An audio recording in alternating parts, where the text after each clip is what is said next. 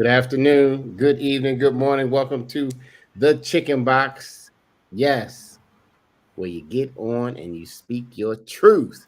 You get on the box, but if you're from the Baltimore area, you know Chicken Box is full wings and fries. It's lunchtime somewhere in the world, and somebody hasn't eaten me. And I'm thinking about that fried chicken right now. Even though I don't eat fried anymore, maybe air fried. But I'm thinking about some chicken. Courtney, how you doing today? I'm doing great. I'm blessed to be alive and I'm trying to stay cool because this summer is so hot. How are you? Man, you stay cool as long as the air conditioner works. And well, let's say Hmm. that everybody's not blessed to have AC. So if you're blessed to have AC, don't take it for granted because it's somebody who's struggling with a fan right now. But today's topic, we don't talk about it much, but it's black people versus math. Somebody looked at me like, oh, not that. You know what I mean? Like they don't even want to hear the word math. And there's others who love math and they don't want to hear anything about writing or English. They just give me all the math that I can handle. Just don't ask me to write something. And it's the other way around for some people. Please do not ask me to do any equations, problems. If you're a parent, we're gonna get into it. Look, and your kids come with some math, and you like, look here. Homework is for teacher to know if you learned anything in the class, not for me to remember how to help you to do it so it could be right. Being right on homework, we're gonna get into it. Anyway, we got a special guest that's all about that math. And man, listen, let's bring him on. He's our special guest. Uh-oh, Akil, welcome to the Chicken Box, my brother. How are you? I'm good. What's going on? Good, good. And were we right by saying that you rep Philly? Well, I do, but I grew up in Baltimore. All right, well, you Yeah, live in Philly. I live in Philly. Yeah, I live in Philly. I've been in Philly for the last 18 years now. Okay, so is that are you a Ravens fan or an Eagles fan? Well, actually, I was born in New York, so I've always been a Giants fan. There you go. Honestly, You're still in the same division. Anyway, welcome to the Chicken Box. See how we were doing that? That wasn't math we were doing, y'all. But this is Black People versus Math. Um, and we got our special guest, Akil Parker. Courtney, why don't you give him some of his accolades, and then we have him here in person, so we'll get a chance to ask him all the questions. And for those who are looking to get that math going or need a refresher, Akil is here to help you. I was going to say I was here to help you, but absolutely not. Everyone, welcome Akil Parker. He is a black man playing his part by teaching mathematics in the black community. He has a mathematics teacher, or he has been a mathematics teacher for 18 years in Philadelphia. Currently, he serves as a professor at the HBCU Cheyney University, where he teaches math courses. He is also the founder and CEO of the educational services company All This Math LLC. Through All This Math, he provides private math tutoring, educational consulting, teacher coaching, and free online math instructional content via YouTube. He has also recently published his first book entitled How to Use All This Math, Volume 1, which is a simplified guidebook for parents, and they can use this to teach fundamental math skills to their children in their home, car, or wherever they may be.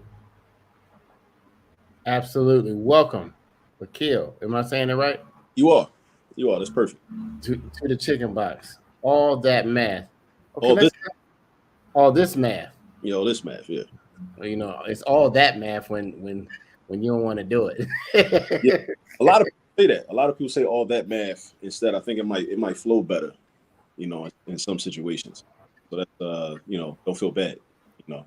So tell me, how did you fall into wanting to be a math educator? Well, honestly, I had a baby on the way about 15 years ago, and I was about to get fired from my job with the FDIC as a bank examiner. I wasn't doing very well there because my accounting wasn't very. I was a finance major at Morgan, and I got the job, and I was there for a year, and I just wasn't performing very well. So I was about to get let go, and I was looking for another job, and I started doing after school tutoring through this agency here in Philly, and that led me to substitute teaching, which then led me to full-time teaching because I just decided to try it out. And I was also told by a lot of other educators that I knew that if you're a black man teaching math, then you have a lot of opportunities. So I pursued those opportunities, and it's one of the best decisions I've ever made in my life. And I needed a job, like I said initially, because I had a baby on the way, and I knew I needed to support my child. So, math teaching, being a math educator was an available opportunity to me. So I took advantage of it. And yeah, I just been, that was 2005, and I've just been doing a lot of teaching, throughout the school years and the summer times, extracurricular programs, Saturday programs, after school programs. And I left the school district of Philadelphia in 2018 and decided to venture out, start to build my company, which started out as a private math tutoring company. I was focusing on math, the math lane. And I was also teaching at Cheney and LaSalle actually at the same time, another liberal arts private college in Philly. And yeah, so I just been doing a lot of teaching math methods courses on the college level, which helped me to understand what a lot of people call, excuse me, the new math, which is new, but they're just different methods that we may not have learned. Like I know a lot of the stuff, like I went to Roland Park for elementary and middle school, and a lot of the stuff that I'm teaching my education majors now over at Cheney, a lot of these methods that I've learned in recent years, I never was taught those methods, but I wish I was, because they're very helpful, and they help to develop a conceptual understanding of math, which is, I think, what a lot of people lack, and which is what leads to a lot of the hatred and the anxiety and the phobias around math, because you don't really understand it conceptually, and some people are good at not understanding things conceptually and just memorizing a bunch of formulas and procedures. Not like I was like that. Like I was like the type boy, like, listen, just give me the formula, tell me where to put the numbers in, replace the letters, and I rock out, and get to the answer. Mm-hmm. But I would get caught up on standardized tests, because the standardized tests, as we know, are not that straightforward. They try to trick you, and they try to test you on whether you understand the concept, because they'll give you some roundabout, like kind of crazy question that really is testing whether you understand why the formula actually works. So, a lot of people encounter that, and they're like, I don't know why it works. Just give me the equation. Let me solve the equation, Right. But yeah. Well, welcome to the show, man. Listen, I went to Roland Park. Okay. I went to Poly, and I went to Morgan. So I got 2 out of the 3. Great schools. Well, I went to 2. So you got 3 out of the 3. 3 for 3. All yeah. Right. So we know a lot of the same school things. Probably learned a lot of the same methods back. And then, y'all, if you just tuned in, this is Black People versus Math, the Chicken Box, powered by the Afro-American newspaper, Maryland's oldest Black business, 131 years, maybe the 3rd oldest Black business in the country. And we are still here informing, inspiring, and educating. We're talking about math today. And we have a special guest, entrepreneur, teacher.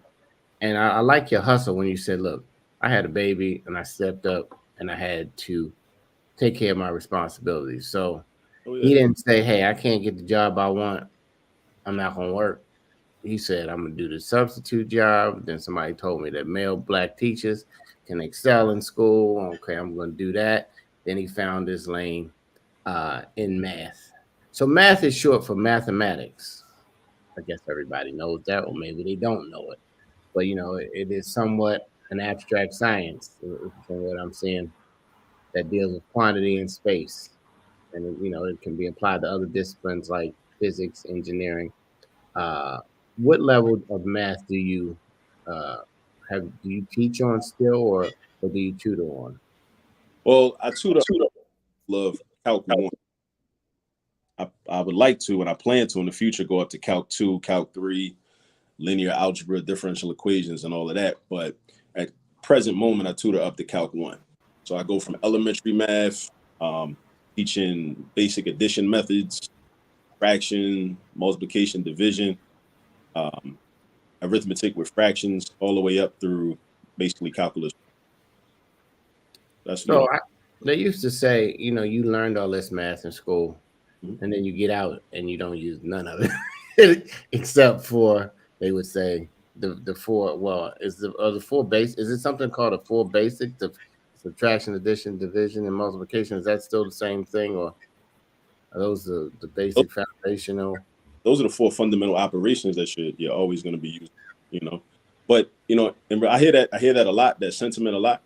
And the question really is, when we say use it, what do we really mean by that? Because oftentimes, like, think about an athlete, right? An athlete that does at practice a whole bunch of drills, a whole bunch of calisthenics, and what that's doing is it's preparing them for game time. Mhm. But on the football field or the basketball court, they may not at any point ever stop and do that. So Absolutely. the athlete wouldn't say that, well, what's the point of me doing these jumper jacks? What's the purpose? What a lot of mathematics is, and it's difficult for young people to understand this when you're in middle school or you're in high school, you're a teenager. Our brains aren't even fully developed at that age. A lot of, like, math is essentially, I equate math with problem solving. And what mathematics does is, when you learn how to solve math problems, what you're doing is you're learning how to generally solve problems that you may encounter anywhere in life, with your boyfriend, girlfriend, husband, wife, supervisor, boss, somebody else in traffic that just cut you off. Uh, somebody that's giving you bad customer service at Burger King, or, wherever you may go, a restaurant, waiter, waitress. We're talking about problem solving, and we're human beings. Our life is never going to be perfect. We're always going to have problems. And that's not necessarily a bad thing, but we have to know how to handle problems. And a lot of people use terms like conflict resolution. That's really just problem solving. And what my belief is, that mathematics is the single, not the only, but the most beneficial method or effective method for developing problem solving ability. Now, I think we do need to do a better job, in whether it's in a public school, charter school, or private school, in terms of making that connection for students. Even though a lot of times, like, when you're young, you don't really have significant problems. Like, a lot of times you may come from a loving, nurturing home environment where parents handle all the problems. So your job is just to go to school, get good grades. You come home, play video games, hang out with your friends, socialize. You might have to cook dinner or something, make lunch for yourself, your little young siblings or whatever. But you may not really be able to understand the value of, knowing how to solve some equations in your algebra 1 class, you know. But it's one of those things where, like I said, I think we do need to be more explicit and let young people know that that's what really developing, the developing problem solving ability. The problem solving ability is definitely going to be useful in any situation. And we also have to think about the people that don't have problems, how their lives, how they're able to be so easily exploited, oppressed, and taken advantage of, because they don't know how to solve problems. Because then they have to allow some other person or some other entity to come in and solve the problem for them, overcharged, or may get lied to their face with a handshake and a smile. And, you don't even know what's going on, So the thing about math is that I do think math has to be kind of rebranded. And that's one of my major missions with my company, All This Math, is rebrand math for our people, and also change the relationship between mathematics and the Black community. But a lot of times, for the most part, when we talk about math as Black people, we're always talking about, how we hated math, or how, math wasn't my favorite subject, or I liked math up until the letters got introduced into it, and it was cool, when it was just numbers, So I want us to start having more positive conversations around math. And I also want us to, understand how to do it. And that's why I started the YouTube channel, because even though, I've tutored a lot of people, and I tutor a lot of people, and my son also works with me. He's a rising freshman. He's about to start in Morgan in the fall. He's at orientation this week. Go Bears, go Bears. Yeah, we tutor but so many people, individually. Right. So I started the YouTube channel to expand my reach. And I also, we met Ali earlier, I want people to be able to see a Black man that's proficient in mathematics, that's teaching mathematics, that's explaining it, in a way that makes sense. And they see me doing it similar to, and they have the positive benefit that I had when I was a poly in 9th grade, and I took Algebra 2 and geometry concurrently with Mr. Brown and Mr. Bessex. Those two solid Black men that, helped me to gain a very strong foundation, and even stronger foundation in mathematics that, and now, I still pass on some of those tips and tricks and cheat codes and just the understanding of mathematics on to people I tutor, or people that, watch my YouTube channel. or buy my book and see some of the information, in my book. This is Black People versus Math. We got special guest educator, entrepreneur, visionary Akil Parker here with us. Courtney, what's going through your mind? Kind of equations are popping through your mind this morning as we bring up the subject math. Yeah, me and Tamron were actually like talking about this before coming on. So her question is like, what role does higher math play in a person's life after school, other than some light algebra, to figure out like a discount at a store or something? So why are children being taught like trigonometry and calc when they don't even know how to do taxes or balance their checking account? So, well, I like that question. One thing I would say is that, the higher level math, again, is still problem solving. What you're doing is you're encountering even more advanced problems. And when you can approach a more advanced problem and be able to read that problem and be able to understand it, interpret it, and then translate it into an equation that you can then solve, that's a transferable skill. You can apply that when you're doing taxes. You can apply that, to budgeting and personal finance issues and questions. A lot of people talk about, like, I've heard this argument that we should, or schools should replace Algebra 2 classes with personal finance classes. And it's funny to me. It's a hilarious argument because what would end up happening is, if you really see, I think what happens is, we're in an age where we see on social media all the time finance gurus and people, talking about all the wealth that they've accumulated, whether they're trading options or just investing and doing this, that, and the third. Well, it's cool to be able to listen to somebody talk about how much money they made. But at some point, if you want to duplicate what they did, you're going to have to roll your sleeves up and do some work and actually write down some numbers, plug in some numbers to some formulas. You're going to have to do some algebra. You're doing algebra. So it's like, because let's say we did eliminate Algebra 2 and replace it with personal finance, just outright. So let's say we want to talk about real estate. Okay, you want to talk about real estate? Let's talk about buying houses. Okay, let's calculate ROI. Okay, how do we do that? We got to use algebra. So I can see the children in class like mad, like, oh, you said this wasn't going to be no algebra, it's personal finance.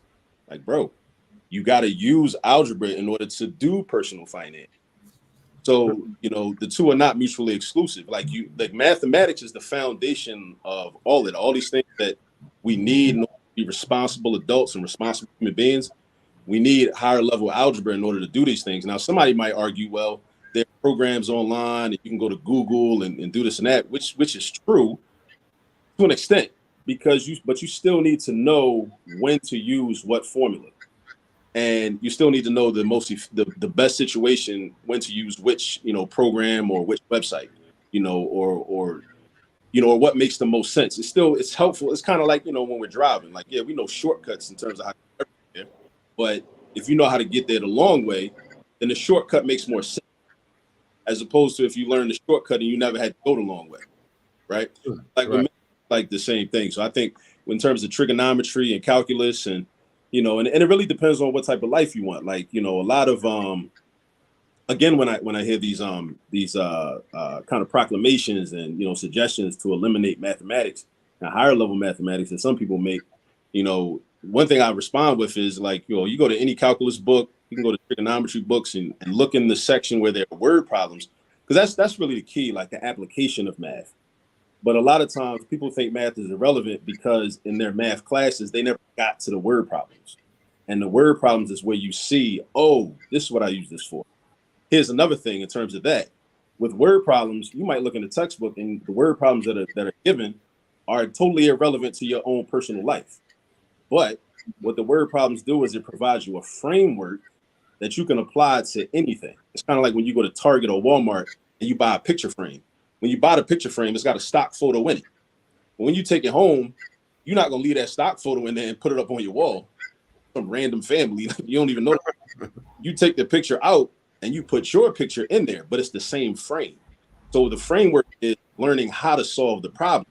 And then you can say, okay, well, yeah, I don't care about, this person that, this word problem about gardening. I don't care about that. But the same methodology that you use to solve the problem about gardening, you can use to calculate ticket sales if you're a party promoter. or if you're a rapper and you want to promote parties and get your music out, you can use the same exact formula and the same exact approach. So you learn it, and then you say, okay, well, I'm gonna use it. I'm gonna apply that same method over here with something that I do care about and that I do like. Absolutely. That was a great question. If you just came in and heard this genius talking about math, some of y'all, that word makes you cringe. And it might only be because the way you started. So you're a black man. You are in our school systems dealing with our black children. What is what have you found to be the most intrepidations, or what are the children really? Do they fear math starting out? What gets them to the point where they don't like math? I think it starts early. Sometimes in elementary school, fractions can be complicated. Um, it's a lot of rule. Like math, you have to be disciplined and structured. A lot of times in order to excel in math. Now, everybody may not need that certain level of discipline, but for a lot of people, mathematics, in order to excel at it, requires discipline. And a lot of people just don't have discipline. A lot of young people, they're not being taught discipline, and discipline is not being instilled in them at home or wherever they may be. So it becomes difficult to be organized, write your problems out in an organized manner, step by step, have notes that you can refer back to, have an organized notebook, have an organized book bag, be responsible and, bring your work home with you. So that's one issue. Another issue is there's so much negative propaganda around math. We're constantly confronted and bombarded with all this negative propaganda, around like, math is too hard. And, you see it in movies, we see it in TV shows, we see it in, we hear it in music, we see it on billboards. Like, even if you go on like Facebook, like the meme that's supposed to represent anytime something is supposed to be difficult, it's like math equations in the background. So it subliminally puts forth this idea that math is too hard. And I think there's a political reason for that, because in a capitalist system, another math concept in terms of game theory, there's something we deal with called zero sum two-player game theory, right? What it just basically means is that, like, when you have winners in this system, when you have winners, you got to have losers. So again, when we go back to problem solving, problems are harmful for some groups of people, but those same problems are beneficial for other groups of people. So essentially, like, if I have a problem right now, somebody's benefiting from me having that problem. But then once I solve that problem, now that benefit that person had, they have lost that benefit. So by me solving my problem, I have in fact created a problem for the person that was benefiting from it previously. So I infer, and based on my experience in the classroom for 18 years, seeing all the negative propaganda around us that even predates me. I was born in 1980, but I know people had issues with math even before I was born. There's an incentive for people to grow up thinking, no, I can't do this. I can't excel at this, because then you have millions of people that literally will give up on will never learn how to really do deep, high level problem solving. Don't do that. Once you tap out from trying to do problem solving, then you will embrace other methods such as escapism. And escapism is when you get into, drugs, alcohol, trying to forget that you have this problem because you don't know how to solve it. So if I don't know how to solve it, what I'm going to do? I got to at least forget that I have this problem. I'm going to try to distract myself. Maybe I'll take a trip that I really can't afford, or maybe I'll buy some designer clothes that I really can't afford. And I got this credit card and I'll, run up this debt. I'll do this, that, and third, all because I didn't know how to solve problems.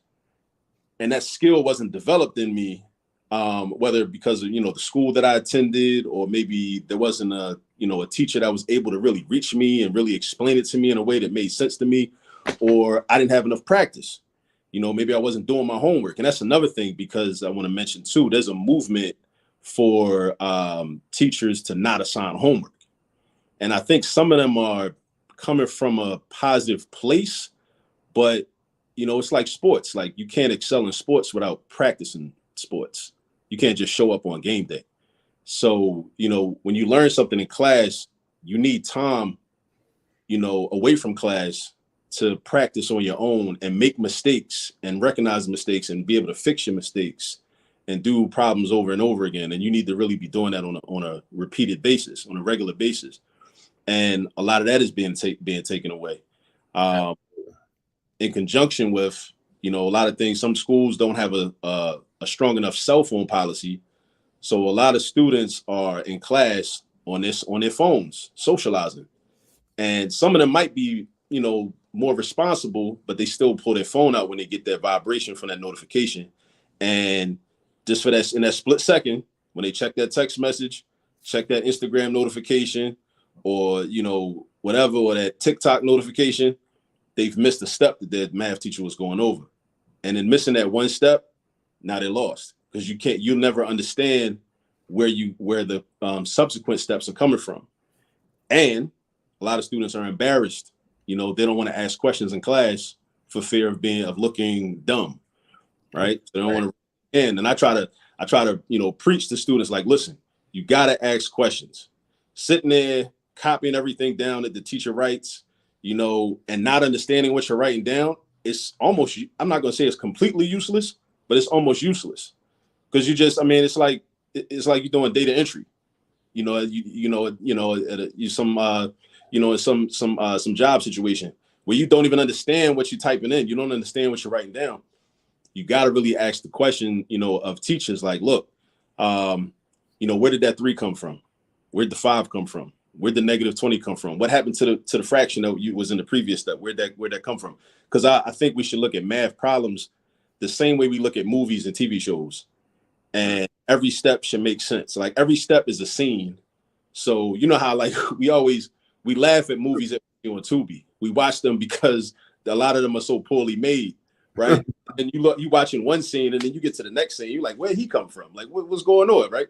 Because they may not, in their budget, they didn't have enough money to do quality editing. So with the math problems, a lot of the times math problems, you got to make sure you understand, like, okay, we went from step 1 to step 2 to step 3 to step 4.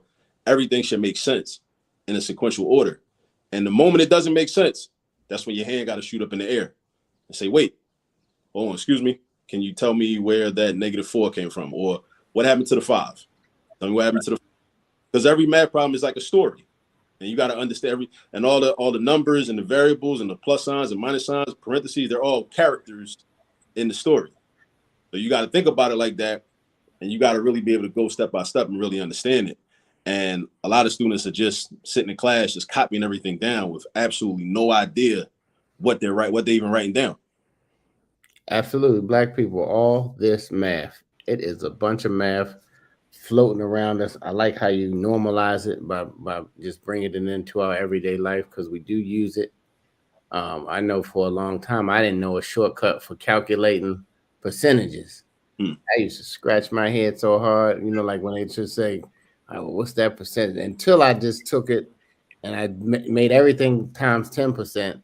Yeah. And then divided it by 2 or whatever, and then in half, and then all of a sudden I had it. But forever, just like in my head, it was like, but for some people, they might already had the cheat code, or they could just do it in their head.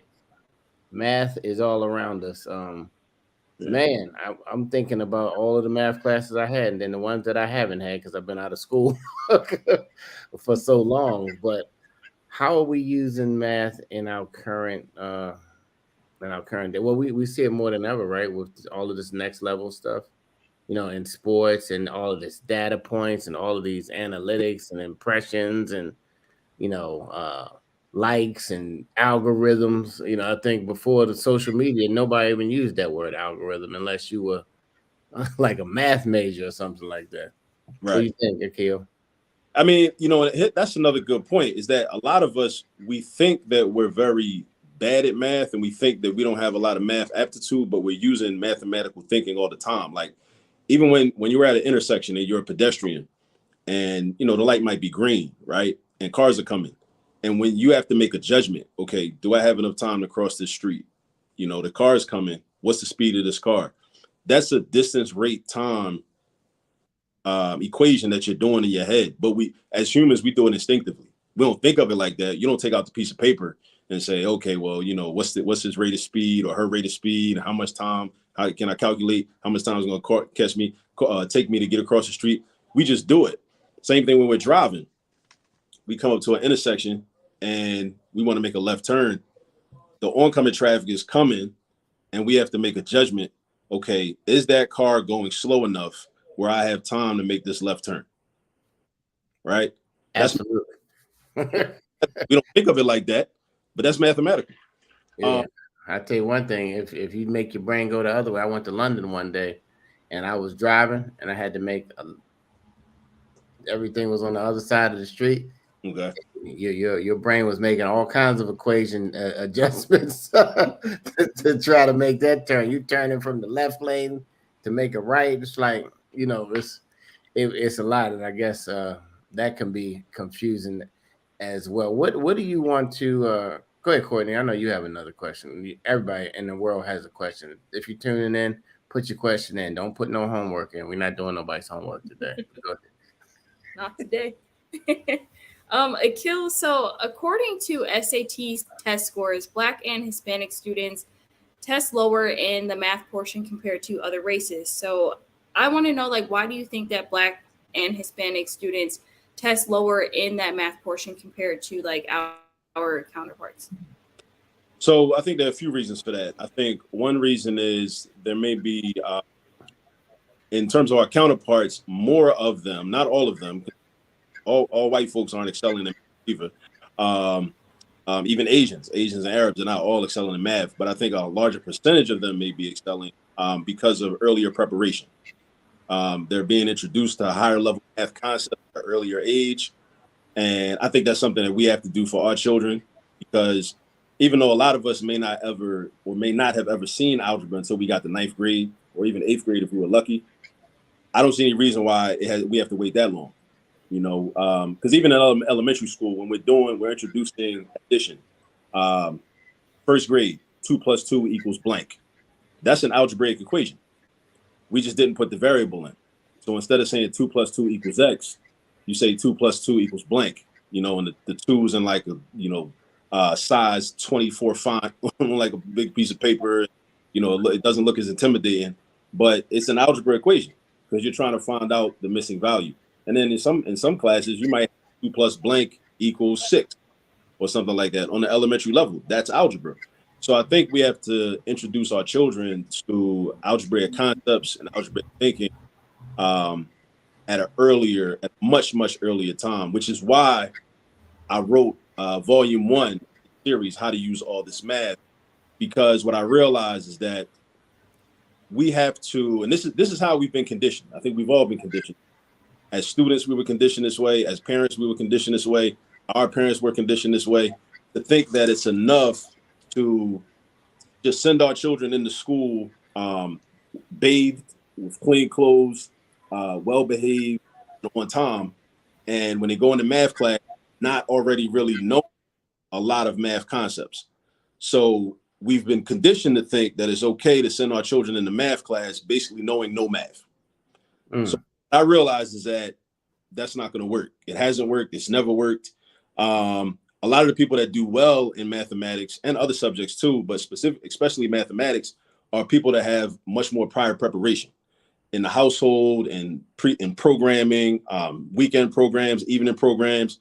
So what the book does is it gives you everyday activities that you're doing anyway, that you're comfortable with, whether it's like going into the kitchen to get a snack, riding in the car with your children and turning the stations on the radio, telling your children stories about, family history, things that happened before they were born, going to the grocery store, going to Target, doing different types of things, and then using those activities to create opportunities for your children to practice arithmetic and practice algebra.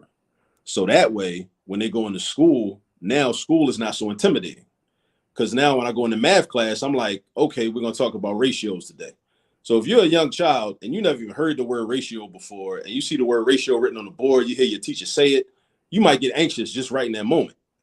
But it's going to be very different if you already are familiar with ratios. You know what the word means. When you go into the kitchen to get a snack, you've been doing unit conversion equations all the time. This is something regular that you just do in your house. That's one of the chapters in my book. Once you go into class, you're like, okay, I know how to do this. So really, you're just practicing. Or even if you didn't fully understand it at home, now that your teacher is reinforcing it, now it's like, oh, now I really get it. As opposed to, I've never seen this before in my life. this is intimidating. This makes me uncomfortable.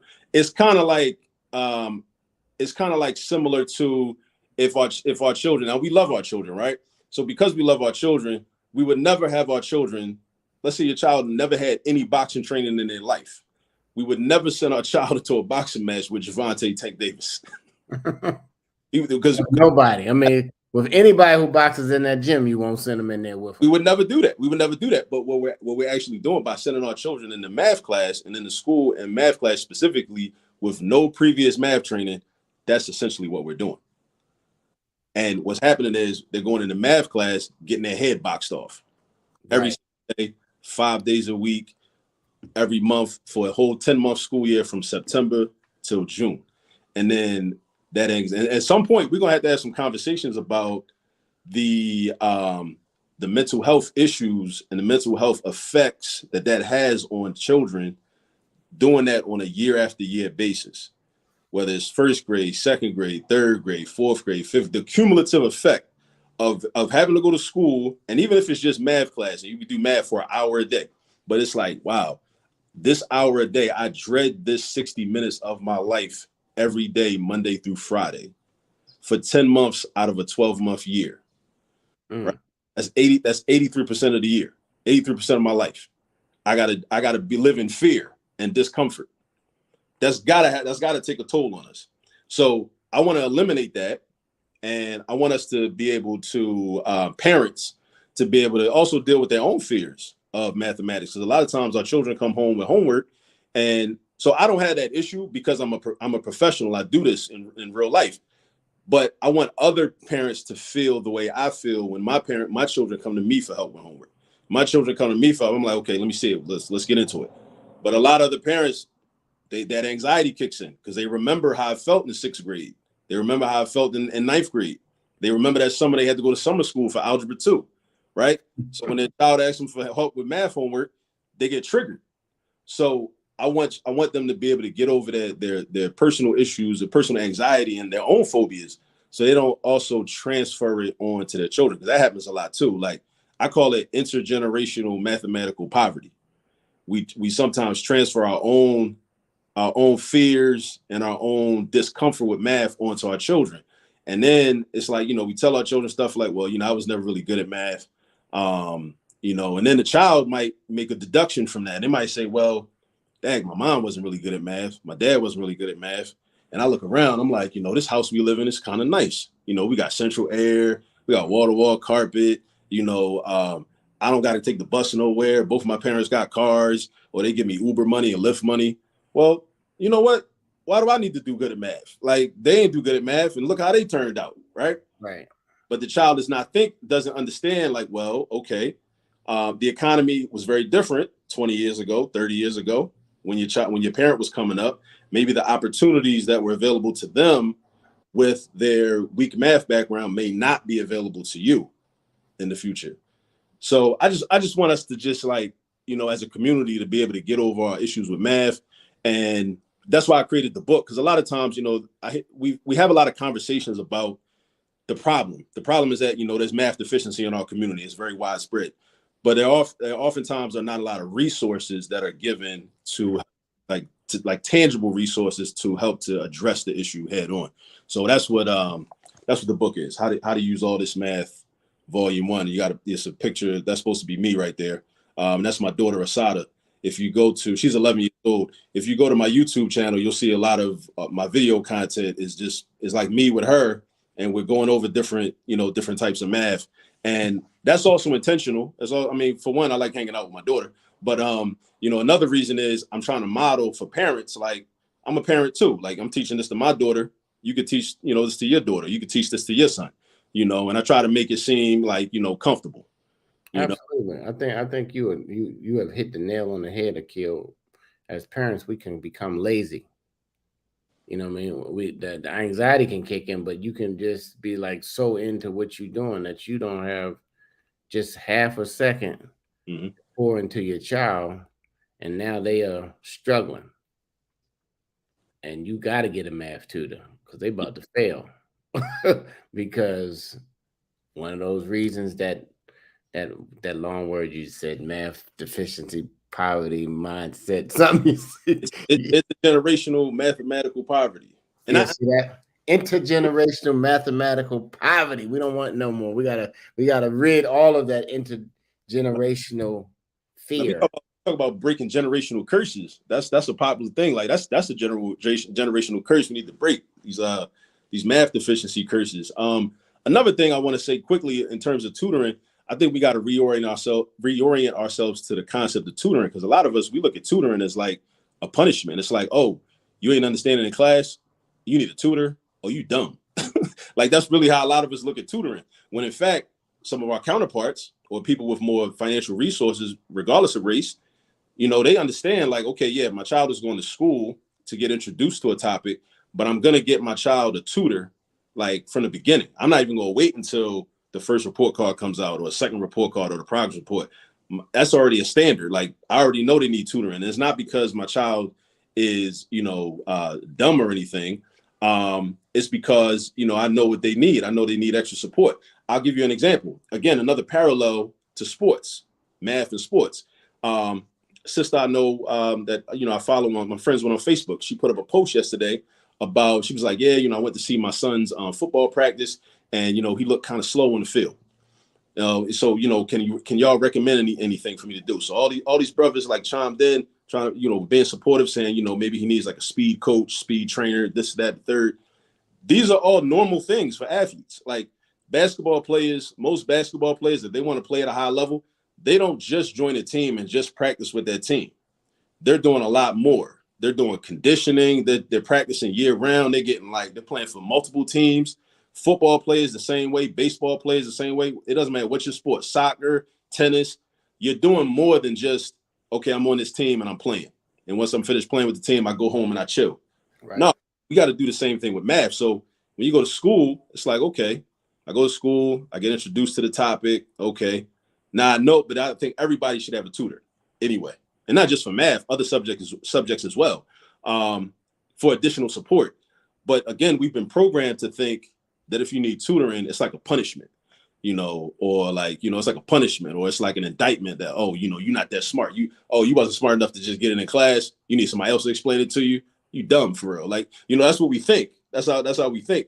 We have to disabuse ourselves of that ideology, right. Because there are other people that have a very different ideology that are like, no, tutoring is standard. It's meant to, sharpen, make sure we're sharp. So do you find that, Akil, that students receive better direction from the tutor than their parent, or is it a case by case?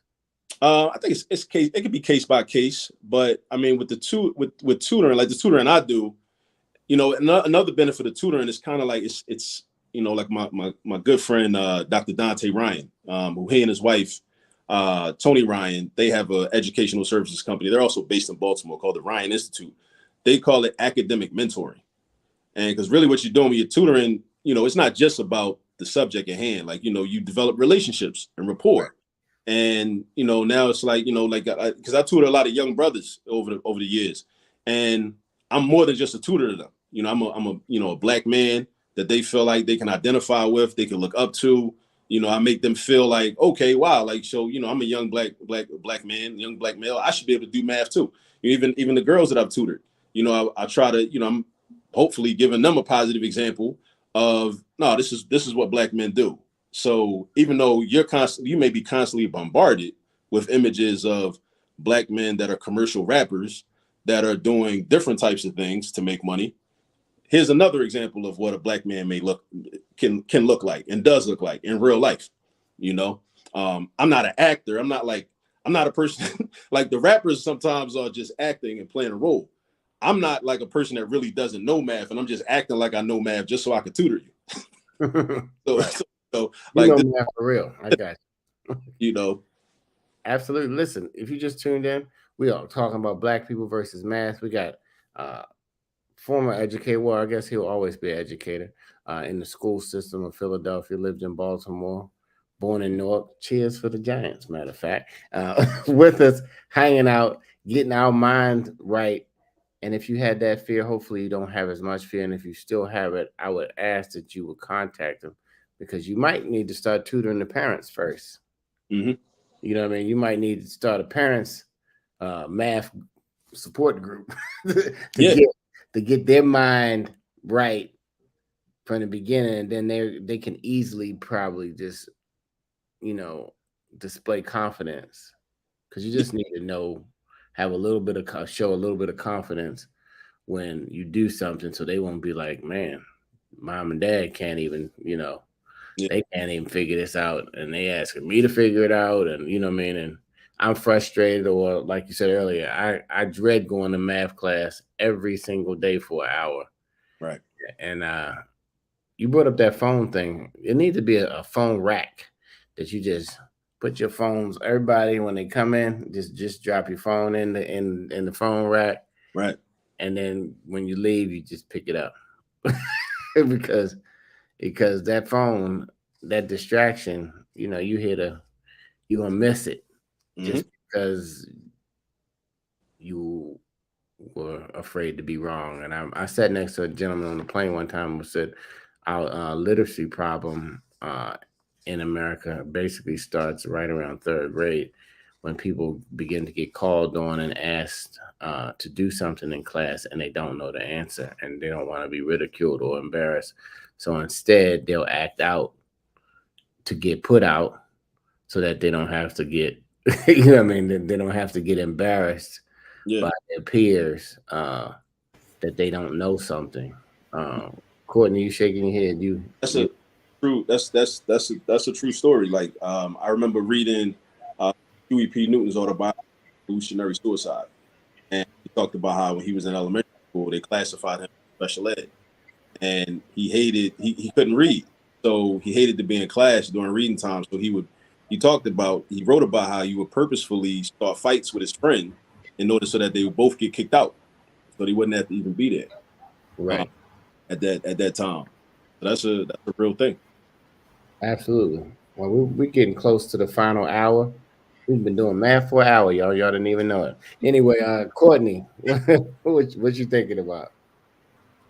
Like the point that you just made about how like children can like act out in class. Like I feel like some teachers don't realize that some students have like anxiety and stuff, so they'll purposely like skip class, or they'll like excessively like go to the bathroom and stuff. Then they get in trouble like for doing those actions, but they're just like they have social anxiety in the situation. Like the math causes anxiety too, so like someone's just sweating in class, like, oh my gosh, don't call on me and stuff. So I think some teachers, like, maybe they do it to like get students out of their comfort zone, but yeah, it induces like a lot of anxiety for students. Yeah, and as a teacher, you have to know your students. It's kind of like knowing your audience. You know, and once you get to know your students, then you kind of can tell like how to best reach them. And sometimes like you might say, one of the things I've employed throughout my career is like, so the student won't feel so like anxious, is maybe I'll say like, can you like help me do this problem, help me do this, tell me what my next step should be. I just want the next step. Don't tell me the whole thing, just tell me the next step, what you think the next step should be. um but there are different like methods in pedagogy that you should learn. But if you don't learn, hopefully you have like a more senior teacher, or just a teacher that has just more uh skills in their arsenal that they can help you with. you know um and another thing is like, a lot of the things that I do right now when I'm teaching, I did very wrong early in my career. You know, so I'm able to like be self-reflective and think back to 2005 or 2006, and some of the methods that I tried to employ. Because you got to remember, like, even though I don't think that this subject of another episode, but I don't think a lot of teacher training programs in undergraduate education are sufficient to Mm. really prepare people for teaching. Um, I didn't even have an education background, finance. I was a career changer. So I just kind of went in there, just I had a lot of content knowledge because I was pretty good at math for the majority of my K through 12 experience. Took some math courses in college that I did well in. Um, and I was I cared about people. I cared about young people in the community. So I kind of leveraged that into becoming a good teacher at some point. I mean, some people might say I was a good teacher when I first started out, but I'm just, I'm my biggest critic. So I would look back and say, nah, like, what were you doing, man? But I know why I thought some of those things were a good idea, because I might have saw somebody else doing them, or saw another teacher, you know. Right, because like you said earlier, a lot of those methods of educating are outdated. Mm-hmm. I mean, I'm not sure how outdated they are because I'm just not there in that stage of children that are in school really like that anymore. But because everything was based on the industrial revolution back in the day. Just like the big plants. When the Mm-hmm. bell rings, this happens. This, and even the teaching was kind of like one way. We're gonna teach this one way, but every child doesn't learn that way. So Yeah. I think, I mean, it's been some schools that have popped up over time, some charter schools, some monastery schools, some other schools who have some other forms of home schools, who have some other approaches, but that one method works for all. I guess you definitely know that, right? Doesn't Yeah. work for all. And I mean, That that's part of the challenge of being being a good teacher is in some ways it's like being a good rapper. Like how you got are to you know. a rapper also? Okay, I'm just trying to No, figure out. I'm not Okay, a I'm fan. just, I've been I a just don't know, man. fan Just know. myself. I rapped other people's lyrics, when the song comes. But it's like, being in the classroom, you have your teaching style, your default teaching style, but then your students have different learning styles.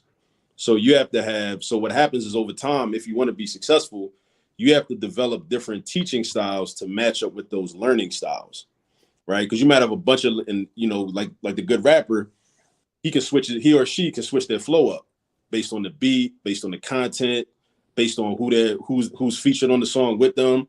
Like, you might be a New York rapper, but I'm doing a song with somebody from Miami. So you know what? Let me, let me show my versatility. I might switch up a little bit, because switch my flow up a little bit, because I'm gonna rap the way they rap, or if I'm rapping with somebody from Houston, I might switch up a little bit. So what we're doing is we're trying to teach students and cater to the student, as opposed to just, unfortunately, what a lot of people do is they want to teach the curriculum.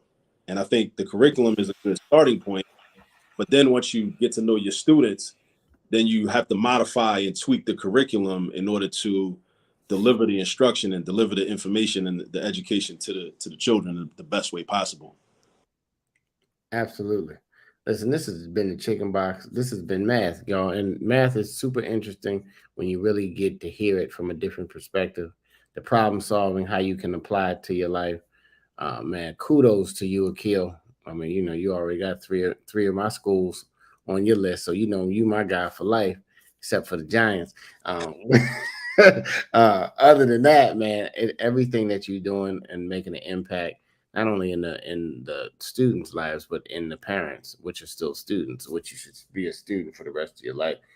Guys, if you're lost, go to All This Math on Instagram, go to All This Math on YouTube, and like the channel. If you got some kids, if you're an educator, if you're in the school system, and you know some people who need some help, are you able to help people all over the country, or is it just in a certain area, Akil? Oh, I'm global. I mean, we do virtual tutoring. So Virtual tutoring. There internet. you go. There you go. If they can turn on that PS5 or whatever else, they can get some global tutoring right there, and you can sit there with them. Get the individual tutoring, then there's the YouTube channel. YouTube channel is available 24/7, 365. We currently have over about 550 videos uploaded in different topics, and they're separated by playlist. So the topics are the names of the different playlists. So we got addition methods, subtraction methods. A major reason that I started the YouTube channel, I started it during the pandemic. And one of the reasons I started it was because of I've heard over the years, the constant, concern from parents that, they don't understand the new math, or, the teachers are teaching my children to do things in a different way from the way I learned it 30 years ago or 40 years ago. So what I do is a lot of my video content is just I'm showing, parents, not only children, but parents, okay, this is how this quote unquote new math, this is what the teacher is asking your child to do. So that way Right. you do homework.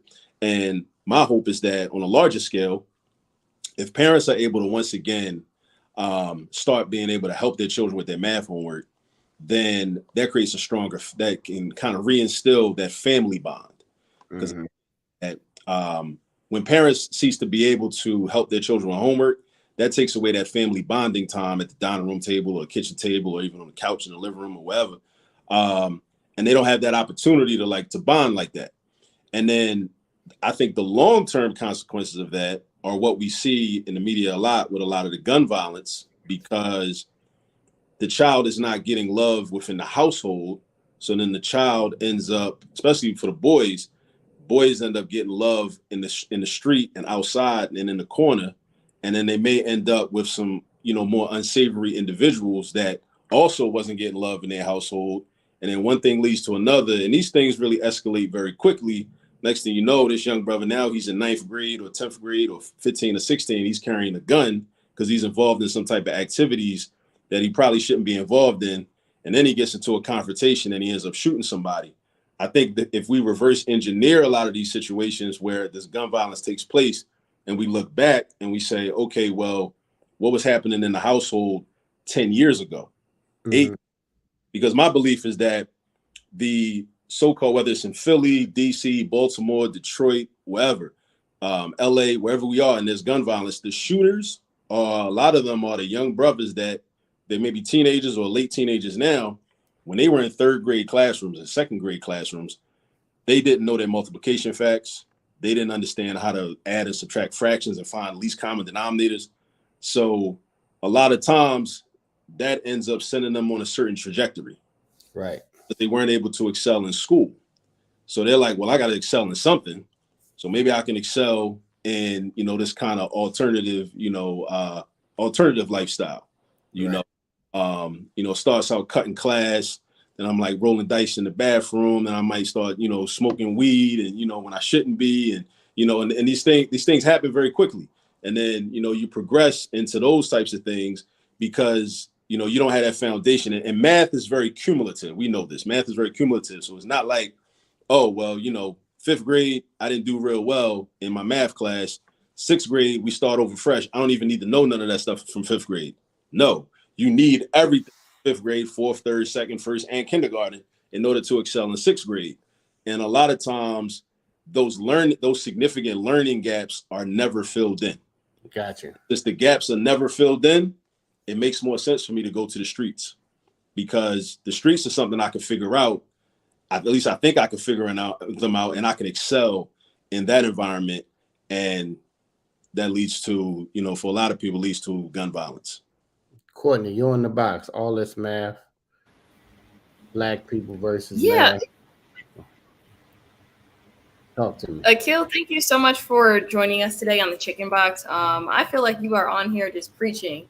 Like Impeccable mentioned, you're like opening my mind up to like different perspectives and things that I haven't thought before about math. Like when I heard math before, I would be like, ugh, math. Like I don't need this. But I agree. Like we use math every day and we don't even realize it. So it's very essential. And like you said, it's a choice. Like it's a choice for us to learn it and like develop that skill and then pass it on to like the youth. So yeah, thank you for everything you do. I think a lot of people don't realize like how essential this is, but we need math. It's a part of everyday life. So I'm off the bus. Absolutely. We need to embrace it. Man, I am so elated to meet you, brother.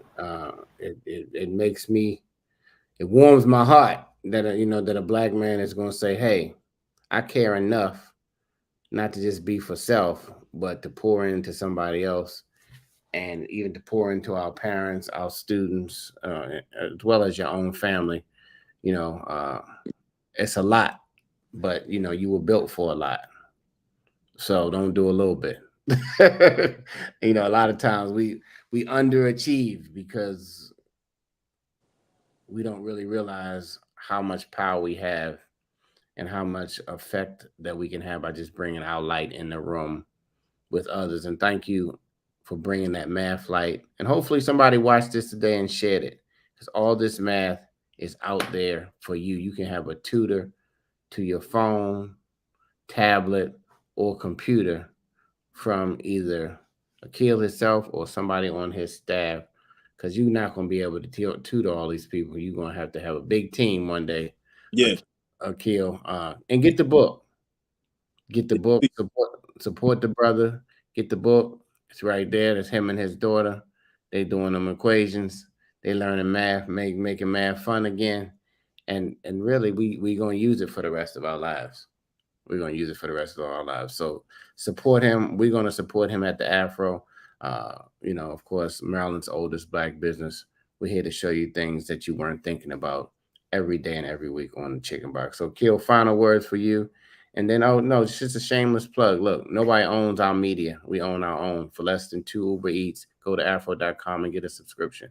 You're going to get it digitally, or you can get the paper and digital at the same time. Yes, we said paper. Yeah, it's retro, it's throwback, but it's still here as well. Akil, you got the final words, my brother. So yeah, I just want to say I want to thank everybody for tuning in, and please, check us out. If you need individual tutoring or you have small group tutoring that you need, if you're an administrator, I do professional development, I do educational consulting as well. Please let everybody know about the YouTube channel, because the YouTube channel is a free resource. As long as you have internet access, free resource on YouTube. Every day when your children come home with homework, please direct them to the YouTube channel. I probably have a video similar to their homework assignment that they may not understand, and they can understand it from watching the video. And if I don't have a video, please reach out to me on the website or on the website and let me know. Can you make a video on this? Can you make a video on that? Or send me a message on either Instagram or Facebook. All of the social media accounts are at All This Math. And definitely check out the book. Please grab the book, tell people about the book, and don't just buy it just to support. Buy it and actually use it. Buy it and actually use it, read through it, use some of the skills on a regular basis so your children can get their, just like with sports, your children can get their practice in and get their reps in, and they can be strong in math so they can be prepared to go into math class. I want your children to be prepared for math class, because you can't just send them in there unprepared, because bad things happen. They're going to be in there getting their head boxed off by their math classes. I don't want that for them. Absolutely. Thank you, everybody. Remember, I always say call a senior and do some math with them.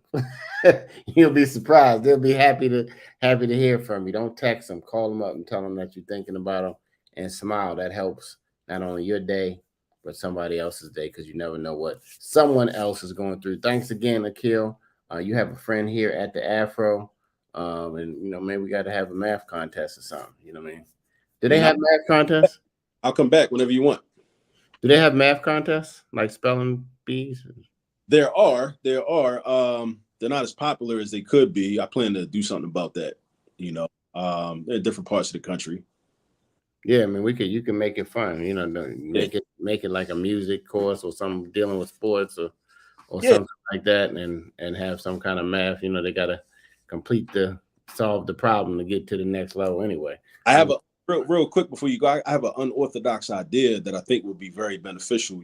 Just like in terms of just like marketing math in a different way and rebranding it. I want for to have competitions around math similar to the way we have basketball competitions.